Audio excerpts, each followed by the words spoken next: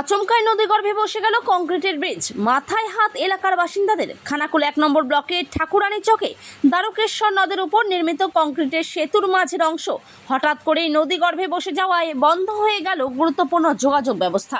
এর ফলে কার্যত যোগাযোগ বিচ্ছিন্ন হয়ে পড়েছে হুগলি ও মেদিনীপুর জেলার একাংশের। পুলিশ বিপজ্জনক হওয়ায় ব্যারিকেড দিয়ে যাতায়াত বন্ধ করে দিয়েছে। দীর্ঘদিন ধরে এই সেতুটি বেহাল অবস্থায় ছিল।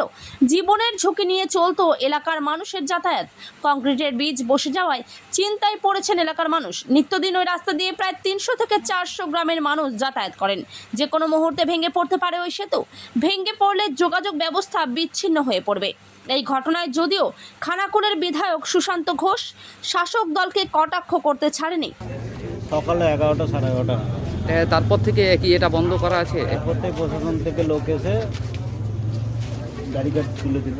ব্যারিকেড তোলার যে তৎপরতা দেখালো, ওটা যদি মেনটেন্সের সময় তৎপরতা দেখাতো ভালো লাগতো। তো প্রশাসনের কাছে আমাদের অনুরোধ, বিকল্প রাস্তাটা যেন ইমিডিয়েট করে দেয়। তো ওইদিকে যাতায়াত করার জন্য কি করার জন্য 1.5 কিলোমিটার দূরে একটা রয়েছে, 3 কিলোমিটার দূরে একটা বাঁশের পোল আছে।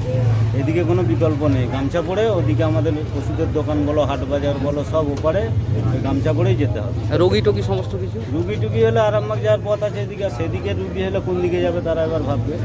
এদিকে আমাদের সমস্যা এটা, আমাদের হাট বাজার থেকে আরম্ভ করে সব কিছুই ওপারে আছে। এর আগেও তো সমস্যা হয়েছে। আগে সমস্যা হয়েছিল, আসছে প্রশাসনের লোক, আসছে ছবি তুলছে, মন্তব্য করছে, চলে যাচ্ছে, কোনো কাজই হয়। এই জায়গাটা কি নাম? এইটার নাম ঠাকুরানী চক ধোবাঘাট। আপনার নাম? আমার নাম দিলীপ মান্না। প্রশাসনের তরফ থেকে কি পদক্ষেপ গ্রহণ করা হয়েছে?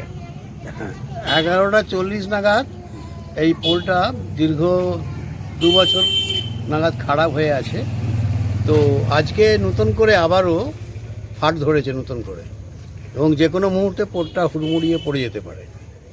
এই এলাকার গ্রামীণ মানুষ যারা আছে, বিশেষ করে কৃষক এবং শ্রমজীবী মানুষ, তারা আমাদের পাশের জেলা মেদিনীপুর ঘাটাল শহর প্রতিনিয়ত তারা কাজে যায়, এবং ওপার থেকে অনেক মানুষ আরামবাগ বা কলকাতা যাতায়াত করে। এখানে বাস স্ট্যান্ড আছে। এই পোলটা নিয়ে কোনো রকম নজরদারি হয়নি। দীর্ঘ 1.5 বছর যাবৎ অফিসার লেভেলে আসছে, সমীক্ষা করছে, কিন্তু ক্রমশ গভীর থেকে গভীর সমস্যায় চলে যাচ্ছে। আজও এসেছেন, আজ সিল করে দিয়েছেন।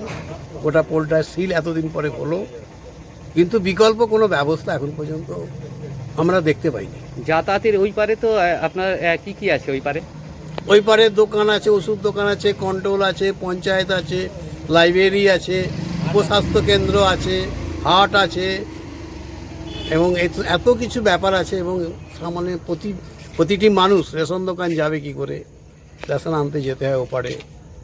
তো এই সব ব্যবস্থাগুলো আছে। তো দেন এখান থেকে 1.5 কিলোমিটার পিছনে আছে, 1.5 কিলোমিটার একটা আছে, আর একটা 3 কিলোমিটার ওইদিকে আছে। এই হচ্ছে আজকে তো এইরকম হলো, মাঝে অসুবিধা হয়েছিল, এইভাবেই যেতে হতো, এবং মানুষের চরম দুর্দিনের মধ্যে পড়ে গেল। এই জায়গাটা কি নাম? এই জায়গাটার নাম হচ্ছে ঠাকুরানী চক। এই ঘাটটার নাম হচ্ছে মহোৎসবতলা ধোবাঘাট ঘাট। এই সাঁকো হয়েছে 2000 সালের পরে হয়েছে। একটা সময়ে গ্রামের মানুষের উদ্যোগে এটা তৈরি হয়েছিল, কিন্তু রক্ষণাবেক্ষণের অভাবে, দীর্ঘদিন রক্ষণাবেক্ষণের অভাবে পোলটা নষ্ট হয়ে গেল। আপনার নাম? আমি এই এলাকার গ্রামীণ চিকিৎসক, আমার নাম উত্তম কুমার মান্না। ঘটেছে বলে দিচ্ছি শুনেন। এইখানে ঘটনাটা ঘটেছে ঠিক 12টার সময়। 12টার সময় ব্রিজটা আস্তে আস্তে আস্তে আস্তে নুইতে এইভাবে নুয়ে গেল। এখানে তারপর থেকে আমাদের ইপার উপার সবচেয়ে বেশি সমস্যা কোথায়? ইপার উপার যোগাযোগ না হলে আমাদের সাধারণ মানুষের খুব অসুবিধা। ওই পারে বাজার, ওই পারে পঞ্চায়েত, তারপর সাধারণ মানুষ যে খেটে খায়, ওই পারে কাজকর্ম আছে, তাদের যাতায়াতের জন্য খুবই অসুবিধে। একমাত্র আমাদেরকে পারাপার হতে হলে 2 মাইল রাস্তা ব্যাক করে যেয়ে ঘুরে আসতে হয়। এটা সবচেয়ে আমাদের সমস্যা। আমরা প্রশাসনের কাছে দাবি করছি ইমিডিয়েট 1-2 দিনের মধ্যে আমাদের ওপার এপার যোগাযোগের যত তাড়াতাড়ি একটা ব্যবস্থা করতে হবে, সুব্যবস্থা করতে পারে, তার জন্য আমরা প্রশাসনের কাছে অনুরোধ করছি। আপনার নাম? আমার নাম বিল্লমঙ্গল সামন্ত। এই খানাকুলে ধোপাঘাট ব্রিজ দীর্ঘদিন ধরে খারাপ হয়ে রয়েছে। বারবার আমি বিধানসভাতেও জানিয়েছি সরকারের কোনো হুঁশ নেই। মেলা খেলা উৎসব মৎসবের জন্য সরকারের কোটি কোটি টাকা রয়েছে, ঠিক আছে, কিন্তু এই ব্রিজ সারানোর জন্য সরকারের টাকা নেই। ইচ্ছাকৃতভাবে এই এলাকার মানুষকে বিপদের মুখে ফেলা হচ্ছে। আমি কয়েকদিন আগে জেলা পরিষদে গিয়েছিলাম এই ব্রিজ সংক্রান্ত বিষয় নিয়ে, বিভিন্ন বিষয় নিয়ে। তো সেখানে রাস্তাঘাটগুলো খারাপ হয়ে গেছে সেই বিষয়টাও রাখলাম, ব্রিজের বিষয়গুলো রাখলাম, কিন্তু ওরা বলছে কোনো ফান্ড নেই, কোনো টাকা নেই। মন্ত্রীকে আমি চিঠিও দিয়েছি। তো রাজ্য সরকার করছেটা কি? মেলা খেলা উৎসব মুৎসব না করে এই এলাকার ডেভেলপমেন্টের জন্য টাকা খরচ করা উচিত সরকারের। আমরা এর আগেও ধিক্কার জানিয়েছি, আজকেও আমরা ধিক্কার জানাচ্ছি। মানুষজন যাবে কীভাবে, পারাপার হবে কীভাবে? এমনি বন্যা কবলিত এলাকা, ওই এলাকায় এমন পরিস্থিতি আছে বাঁশের সাঁকো করে ওখানে রাখা যাচ্ছে না। আমাদের পঞ্চায়েত থেকে বাঁশের সাঁকো করা হয়েছিল, কিন্তু সেই বাঁশের সাঁকো বেশি দিন রাখা যায়নি, কারণ এত স্রোত আছে নদীতে। তাহলে অবিলম্বে এই সরকারের উচিত কংক্রিটের ব্রিজের ব্যবস্থা করা।